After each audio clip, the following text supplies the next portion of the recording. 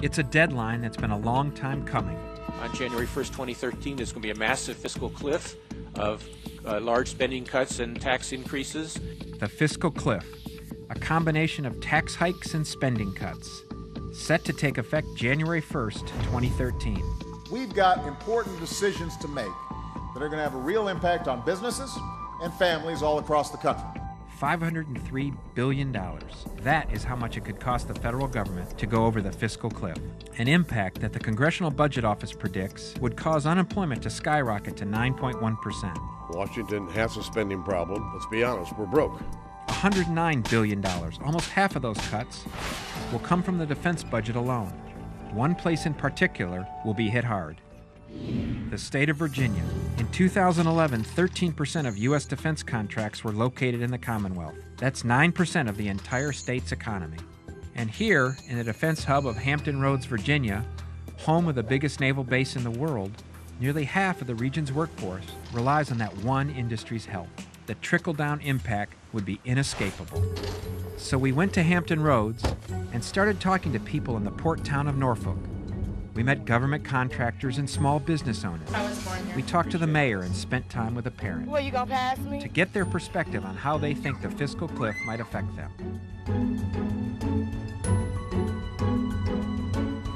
Welcome to Fiscal Cliff, USA. When folks think of government spending, they think of businesses like Newport News Shipbuilding, the sole builder of aircraft carriers, the largest employer in this region. It is the smaller businesses, the subcontractors, that really have dramatic effect. A business that we found that we're on our way to talk to called UHP Projects, which is run by a man named Mickey Boyer. Hi, Matt. Hey, good to meet you. We hear that sort of term, fiscal cliff. It seems theoretical. What's your sense of what that could or could not do to your business? The answer is a bad answer, and that's I don't know. I don't know what that's going to do, and that's a problem. What frustrates you about Washington, D.C.? They're our leader. I'm the president of UHP Projects, and I'm expected to set a certain path and a certain tone for the rest of the business. You know, grow up, Washington. We're in the trench. You're not having to fight for your paycheck every month, you know, like we do. Some background for you. UHP employs a little under 75 people, making it one of 500,000 small businesses of that size, all of whom are waiting for Washington to make a decision on the fiscal cliff. The company gets its revenue subcontracting with big defense contractors in order to apply their non-stick tar to the top of aircraft carriers.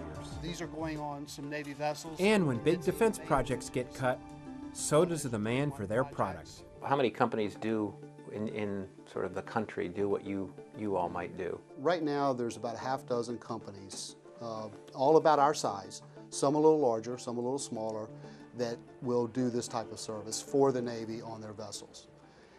It's been a tough 2 years looking backwards and trying to maintain a steady amount of work to perform this service. Tell me a little bit about that. So what's the current number of people that work here? Well, at our peak, we were a $15 million company, and we had 150 employees. We're down to a 50 to a 75 employee company, and we're doing about 30% of what we were doing before, and it's very inconsistent. We're going to head to a Yorktown Bridge Dominion Power project. It's a type of project that we're diversifying into, since the availability of ships and the government work is not as consistent as it used to be. 2 years ago, UHP's business was made up of 60% government contracts and 40% private. Today, that number has reversed. We're not Newport News Shipbuilding, we're not General Dynamics, we're not Lockheed Martin, so they have enough critical mass to be able to withstand decision making. We get hit with the same taxes and the same expenses that come with affordable health care, that come with capital gain tax increases. We have to pay those fees, but we don't have the money to withstand and maintain a presence the way that we're used to doing. What's your biggest worries here at work? Are we going to be here a year from now? Is this company going to survive? Do we have enough critical mass to weather the storm? I'm 51 years old and been working since I was 13. This is the first time since I was 14 years old that I've not been able to tell somebody, I don't know where your future is going to be 6 months from now. You have 5 children, right? Right.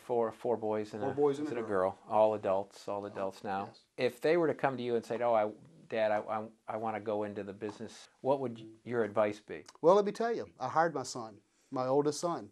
He worked for me for a year, did a great job as a mechanic on these pumps, went through the training process. I laid him off. You laid off your I had own to lay son? off my own son. So I've been through that, and there's no favorites. Spending cuts does not choose favorites.